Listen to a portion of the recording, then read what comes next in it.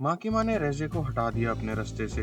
रेजे और chainsaw man की लड़ाई दुनिया में वायरल हो गई। काफी सारे असैसिनेशन अटेम्प्ट होंगे डेंजी के ऊपर और हमें सारे असैसिन्स के बारे में पता भी चलेगा इस एपिसोड के अंदर। डेंजी की असलियत क्या है, सारे डेविल उसका दिल क्यों चाहते हैं, एंजल डेविल हमें ये भी बताएगा। आज मैं बात करने जा रहा हूँ चैप्टर 53.5 से लेके 58 तक। हेलो, मैं हूं समुराय कांदी और आप देख रहे हैं IMAF। डेंजी ये सुन के बहुत ही ज्यादा ट्रॉमेटाइज हो जाता है और ये सोचने लग जाता है कि उसको काफी टाइम तक बांधा जाएगा और रिस्ट्रिक्ट किया जाएगा कहीं भी आने जाने से। माकिमा आकी को बताती है कि वो भी डेंजी की प्रोटेक्शन का पार्ट है और उसे बताती है कि वो अगले साल गन डेविल को हंट करने की तैयारी कर रहे हैं और उससे पहले वो ना मरे। आकी एक बात सोचता है जो उसने एंजल डेविल के साथ करी थी कि कैसे एक डेविल अगर असली दुनिया में मरता है तो वो नर्क के अंदर दोबारा जिंदा हो जाता है और जब वो नर्क के अंदर मरता है तो वो दोबारा धरती पे आ जाता है और उस डेविल को कोई भी याद नहीं रहती कि नर्क में उसने क्या क्या भुगता। फिर एंजल डेविल एक बात रिवील करता है आकी को और बोलता है कि किसी भी सर्कमस्टांस के अंदर वो बात दोबारा रिपीट ना करे आकी, कि हर एक डेविल जो नर्क के अंदर मरता है और धरती के ऊपर दोबारा जन्म लेता है उसको सिर्फ एक ही चीज सुनाई देती है मरने से पहले, डेंजी की चेनसॉ की। अमेरिका के अंदर 3 डेविल हंटर्स की टीम एक नई जॉब को लेते हैं जो कि है डेंजी को मारना और उसकी बॉडी को यूएस में लेके आना, जिसकी एक्सचेंज में उनको $2 मिलियन मिले। 3 में से जो सबसे जवान होता है ऑल्डो, वो मरने का डर बताता है कि उसको इस काम से मरने का डर है। ऑल्डो के बड़े भाई ऑल्डो को ये समझाते हैं कि वो तीनों गन डेविल के अटैक से बच गए थे तो डेंजी क्या चीज है, और वो जापान के लिए निकल जाते हैं। तीनों में से सबसे बड़ा भाई सातो अपने आप को इमॉर्टल बोलता है। एक फॉरेस्ट के अंदर एक औरत और एक जवान लड़का टोलका एक लोमड़ी को हंट कर रहे होते हैं। जैसे ही टोलका लोमड़ी के ऊपर शूट करता है वो औरत टोलका से पूछती है क्या टोलका को लगा कि उसने उस लोमड़ी की जान ले ली। टोलका मना करता है। जब टोलका उस लोमड़ी की स्किन उतार रहा होता है पकाने के लिए, वो औरत दोबारा पूछती है उससे कि क्या टोलका को लगा कि उसने उसकी जान ले ली है। टोलका दोबारा डिनाई करता है इस बार। टोलका उस लोमड़ी को पका के उस वुमन को सर्व करता है तो वो वुमन दोबारा ही वो क्वेश्चन पूछती है। टोलका फिर डिनाई करता है इस बात को।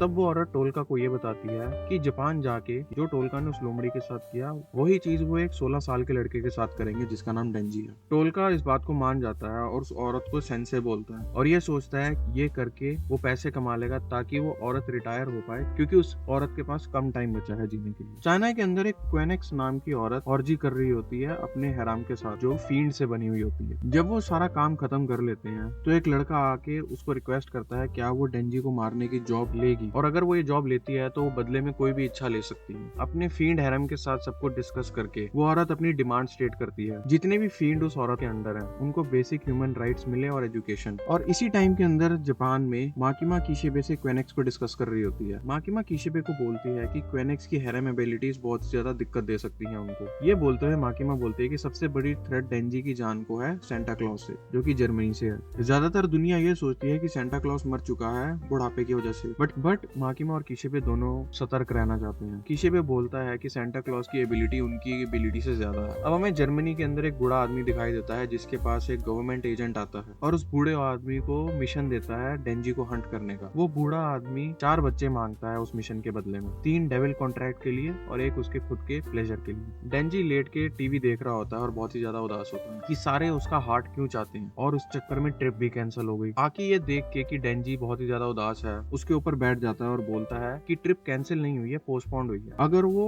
असैसिन्स को मारते हैं और बहुत ही ज्यादा डैमेज दे देते हैं तो बाकी के असैसिन्स अपने आप ही पीछे चले जाएंगे और डेंजी की नॉर्मल लाइफ दोबारा स्टार्ट हो जाएगी और वेकेशन पे जा सकते हैं। डेंजी ये आइडिया सोच के बहुत ही ज्यादा खुश हो जाता है और बोलता है कि जो भी उसकी और उसकी वेकेशन के रास्ते में आएगा वो सारे दुश्मनों को मार देगा। पार्क में बैठे हुए डेंजी और पावर स्नैक्स खा रहे होते हैं। ये सोचते हैं कि वो खुले में बैठे हुए हैं और उनके ऊपर कोई भी निशाना लगा सकता है। डेंजी के हाथ से थोड़ा सा खाना गिर जाता है और वो उसको उठा के खाने की कोशिश करता है। डेविल हंटर कुशाबे उसको रोकता है और उसको वार्निंग देता है कि बहुत ही ज्यादा जर्म्स होते हैं जमीन पर और उसको फूड पॉइजनिंग हो सकती है। डेंजी इस बात से फ्रस्ट्रेटेड हो जाता है। आकी, एंजल डेविल, योशिदा, तामाओकी ये सारी बातें मानते हैं कि गिरा हुआ खाना खाना बेवकूफी होगी, बट डेंजी नहीं सुनता किसी की भी और वो खाना खा जाता है। हमें फ्लैशबैक में दिखाई देता है कि माकिमा पूरे ग्रुप को डेंजी से इंट्रोड्यूस करवा रही है, ये बताते हुए कि ये उसकी पर्सनल सिक्योरिटी है। कुशाबे अपनी अथॉरिटी जताने की कोशिश करता है डेंजी को, बट डेंजी सार्केज्म और उबासी के साथ उसका वेलकम करता है। कहीं और पे टेंडो, कुरोसे और सुगुरु स्मोक ब्रेक ले रहे होते हैं और ये सोचते हैं कि वो डेंजी को उसकी ह्यूमन फॉर्म में ही कहीं छुपा क्यों नहीं सकते। सुगुरु एक्सप्लेन करता है कि डेविल एक दूसरे को सूंघ सकते हैं। फिर वो गाड़ी चलाते हुए मेन ग्रुप के पास जाते हैं। सुगुरु माकिमा के बारे में कुछ पूछता है। टेंडो थोड़ा घबरा जाता है और बोलता है कि उनको माकिमा के बारे में कुछ डिस्कस करना है, बट इससे पहले वो कुछ डिस्कस कर पाए सड़क के ऊपर रोड स्पाइक्स आ जाते हैं और वो अपनी गाड़ी को बचाने के चक्कर में एक ट्री से क्रैश कर जाते हैं। क्रैश होने के बाद सुबरू बेहोशी से उठता है और ये देखता है कि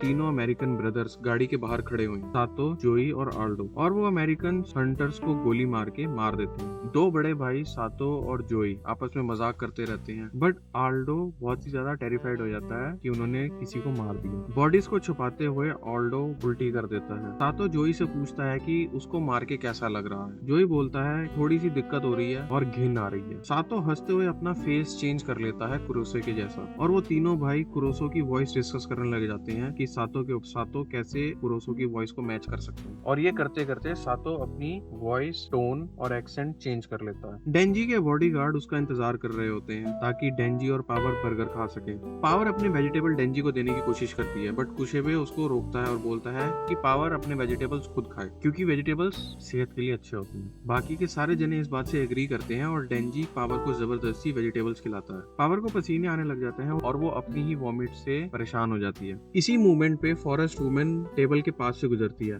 पावर परेशान होकर बाहर भाग जाती है और बाकी के सारे उसको फॉलो करते हैं। फॉरेस्ट वुमेन टोल्का के साथ एक टेबल पे बैठ जाती है और वो ये बताती है कि कर्स डेविल को बुलाने के लिए उसने डेंजी के ऊपर 3 बार कील से अटैक किया और एक ही बार दोबारा करना पड़ेगा। फाइनल अटैक के लिए वो औरत टोल्का के ऊपर भरोसा कर और बर्गर खाने लग जाती है। वो औरत काफी स्ट्रगल करती है क्योंकि वो बहुत ही ज्यादा वीक होती है और उसके हाथ अच्छी तरीके से काम नहीं करते, बट बर्गर खा के वो बहुत ही ज्यादा खुश होती है। कौन नहीं होगा, मैं भी होता हूँ, मेरे को भी बर्गर बहुत। कहीं और पे वॉयलेंस फील्ड और कोबेने घूम रहे होते हैं। कोबेने वॉयलेंस फील्ड का थैंक्स बोलती है उसको आइसक्रीम दिलवाने के लिए, और ये सवाल उठाती है कि वॉयलेंस फील्ड इतना फ्रेंडली क्यों है। वॉयलेंस फील्ड एक्सप्लेन करता है कि उसका ज्यादातर दिमाग इंसानी ही है और काफी सारी पुरानी मेमोरीज हैं उसके पास। उसको ये नहीं पता कि उसकी मौत कैसे हुई, बट उसको ये याद है कि माँ की माँ ने उसको बचाया। अचानक से एक गाड़ी आके रुकती है जिसमें से सातो निकलता है जिसने कुरोसो का भेष बदला हुआ है और उन दोनों के ऊपर चीखता है कि टेंडो और सुब्रो की डेथ हो गई है और इस चीज की रिपोर्ट दें। अब मन ही मन में ये बोलता है कि कितने ही ज्यादा बेवकूफ हैं। बाद में भी दिखाई देता है कि डेंजी और पावर बहुत ही ज्यादा थके हुए हैं क्योंकि वो पूरे दिन इधर से उधर घूमते रहे। डेंजी बहुत ही चिढ़ के ये बोलता है कि उसको बचाया नहीं जा रहा बल्कि उसको चारे की तरह इस्तेमाल किया जा रहा है ताकि जितने भी बंदे उसको मारने के लिए आए हैं पब्लिक सेफ्टी उनको बाहर निकाल सके।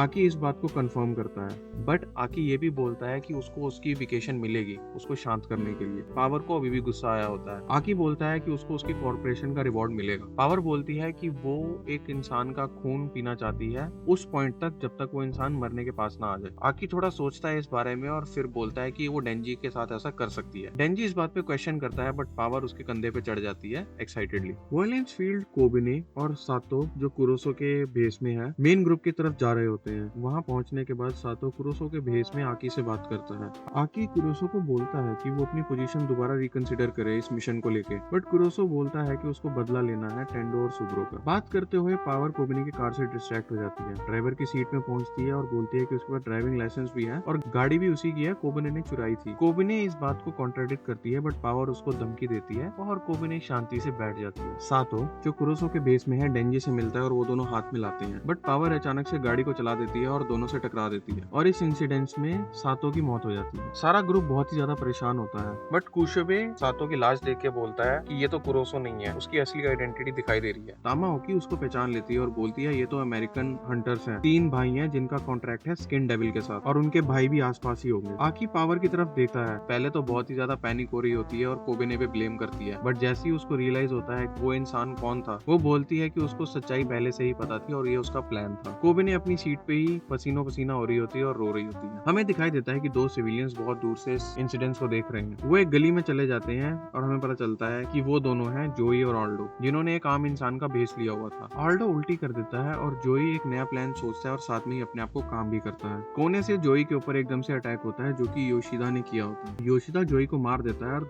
गली के अंदर एंटर करता है। इतने में ही आल्डो अपना भेष बदल लेता है। योशिदा आल्डो की तरफ देखता है और बोलता है एक असली हंटर उल्टी नहीं करता तो ये सिविलियन ही होगा। अब टोक्यो में कहीं पे एक गाड़ी की दूसरी गाड़ी से टक्कर हो जाती है। पहली गाड़ी का ड्राइवर सर बाहर निकाल के कुछ बात करने की कोशिश करता है, दूसरी गाड़ी से कॉस्मो अपना सर निकालता है। कॉस्मो क्वानिक्स की हरम का पार्ट है और एक फील्ड है। कॉस्मो हेलोवीन बोलता है। दूसरी गाड़ी का ड्राइवर धीरे धीरे हेलोवीन बोलना चालू करता है, बार बार लगातार। क्वानिक्स और उसके फील्ड उस जगह से दूर जाने लग जाते हैं। पिंक सी जो एक और फील्ड है क्वानिक्स की, वो एक सुशी रेस्टोरेंट को नोट करती है और बोलती है कि वहाँ खाना खाना है। जैसे ही वो रेस्टोरेंट में एंटर करते हैं, सारा का सारा स्टाफ डर जाता है, बट कॉस्मो दोबारा हेलोवीन बोल के स्टाफ को अंडर कंट्रोल कर लेती है और उनसे सुशी मंगवाती है। पिंकस्टी खाने का इंतजार करते हुए फिश के सारे फैक्ट्स बताती है। लॉन्ग बोलती है कि वो बहुत ही ज्यादा थकी हुई है खाना खाते हुए। क्वानिक्स ये डिसाइड करती है कि वो डेंजी को अगले दिन पकड़ेंगे। अब कहीं और ऑल्डो कुरोसो की फोटो देख रहा होता है, जिसमें टेंडो और उनका एक और फ्रेंड टोमोनो होता है। ऑल्डो अपने आप को कुरोसो में बदल लेता है और टोमोनो के घर जाता है, जो कि उसको अंदर बुला लेता है और वो बैठ के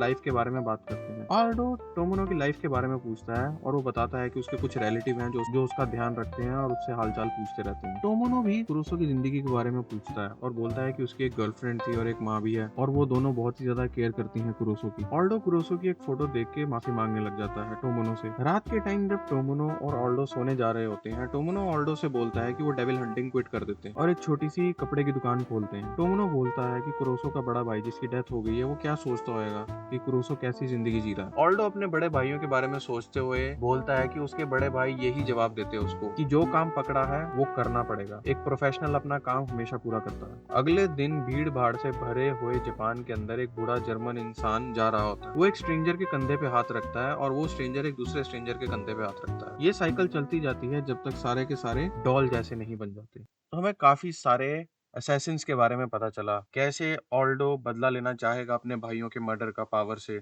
और सेंटा क्लॉज भी आ चुका है भाई चेनसॉ मैन के अंदर। क्वेनेक्स और उसका हैराम क्या दिक्कत देगा, माकिमा उसके हैराम से डरती क्यों है। चेनसॉ मैन आगे जाते हुए बहुत ही ज्यादा एक्साइटेड होता जा रहा है और मैं इंतजार नहीं कर सकता और वॉल्यूम्स पढ़ने के लिए। Thank you so much for watching. आप देख रहे थे, सुन रहे थे आई एम ए एच। मैं हूं समराय गांधी। बाय।